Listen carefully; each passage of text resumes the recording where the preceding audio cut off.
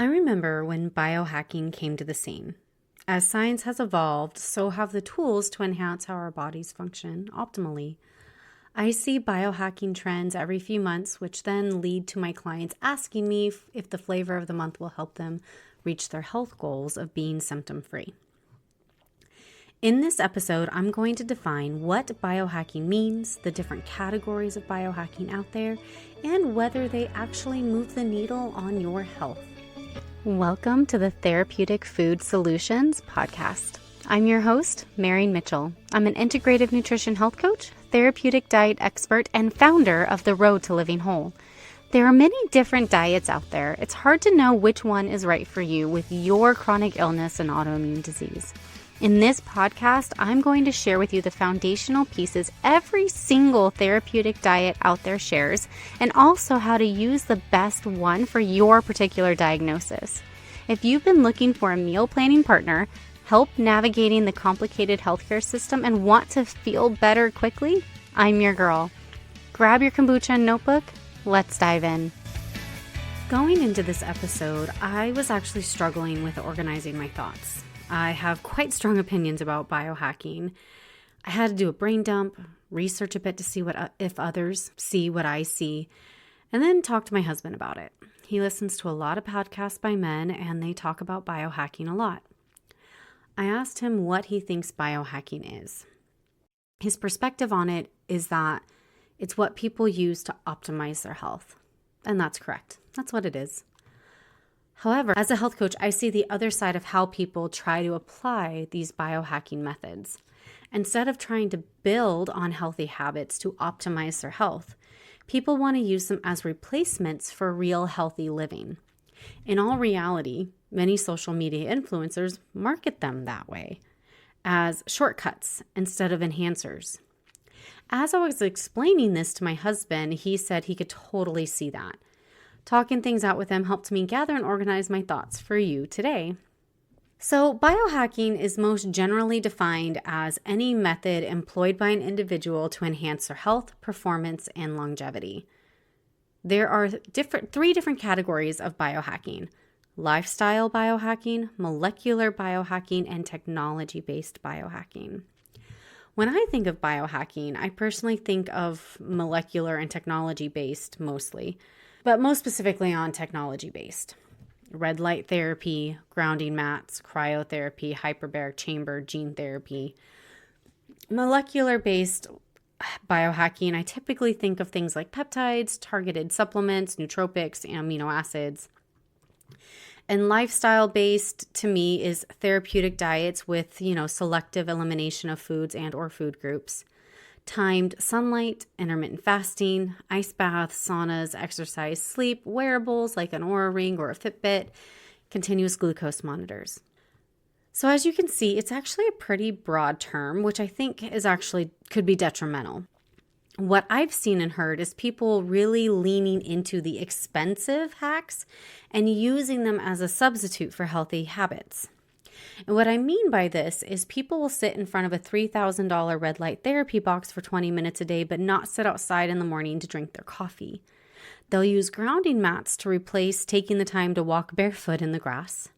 They'll use supplements in place of a nutrient-dense diet. They'll use peptides in place of a nutrient-dense diet. They'll use a vibrating plate in place of movement. Ice baths and saunas in place of spending time outside daily, year-round. People feel outpriced of optimal health because they can't afford all the technology-based methods out there. Being optimally healthy feels out of reach and expensive. What I wished more people understood is that none of the tech and molecular products out there can actually do much without an already healthy body. They can only give you an edge on what you're already doing. And if you aren't doing much, they're a big waste of money. Don't get me wrong, I'm actually a huge fan of many of these therapies and recommend them regularly, but only in addition to an already healthy diet and lifestyle. Therapeutically, medical grade red light therapy is wildly beneficial at a cellular level. Continuous glucose monitors make my job of revamping how my clients eat incredibly easy because they see in real time how they eat and how their body responds versus how I tell them to eat and how their body responds. It's great. I'm a big fan of supplements to fill in the gaps and restore the stores in the body that have been depleted by disease. Peptides are a phenomenal product that can be extremely helpful in getting people over a healing hump or to recover after surgery, for example. Cryotherapy is great for athletes to help them recover quickly between their games, matches, competitions, whatever, depends on what they do. I'm grateful for the technology we have and the technologies that are coming out and the biologics that are coming out. But they can only do what you allow them to do.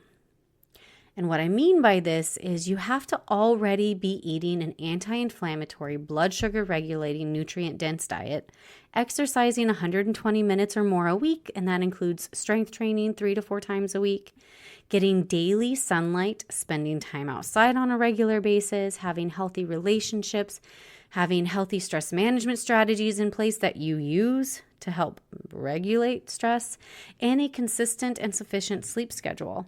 Then, and only then, can any of these expensive therapies actually enhance and optimize your health. There are no shortcuts to health, unfortunately.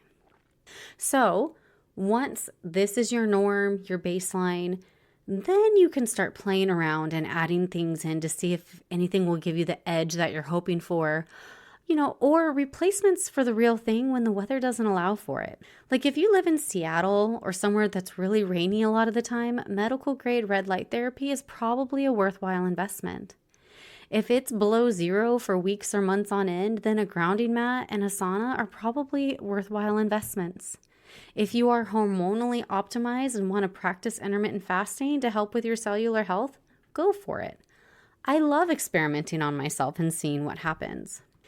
But my hope is that this helps your perspective around different biohacking methods and therapies out there. I hope that you see that you don't have to spend thousands of dollars to experience health. And all those extras are just that. They're extras. They're not required. There is no replacement for a healthy diet and lifestyle. Only enhancements to build on the foundation you have already laid. Now, that being said, changing your diet and changing your lifestyle to include all these things can be really difficult. And if you want guided support in changing your diet and guided support on how to integrate different lifestyle modalities, I guess I'll call them, to have that healthy foundation, I would love to give you that. I have meal plan programs that include realistic and targeted lifestyle revamps that will improve your health. If you need a therapeutic diet because you have extra stuff going on, this is for people dealing with chronic illness, I've got you covered there too. I can help you transition onto a therapeutic diet that your doctor wants you to be on, and then transition off of it and know what a actual healthy diet looks like that doesn't over eliminate any food. You can learn more about this in the show notes and over on my website. And let's say that you're interested. You can schedule a consult with me where we can talk about what you have going on and make sure what I have to offer is a good fit for you. Being healthy is not as hard as people make it out to be, and that is my goal with today's episode, to really stress that you don't have to spend thousands and thousands and thousands of dollars to get and stay healthy. They're extras that can be fun to invest in for a while, but they are not required. Thank you so much for hanging out with me today. If you found this episode helpful, would you do me a favor and help others find it by leaving a review, sharing a screenshot on social media, or sharing the link with a friend? By you sharing what you've learned, others are able to find this podcast and join our community. Be sure to check out my website, www.roadtolivinghwhole.com, for over 160 delicious recipes, a variety of meal plans, and a blog packed full of even more healthy living tips. If you'd like to learn more about how to work with me as your coach, you can schedule a free consult through www.roadtolivinghole.com/health-coaching/. Until next time, friend. Bye.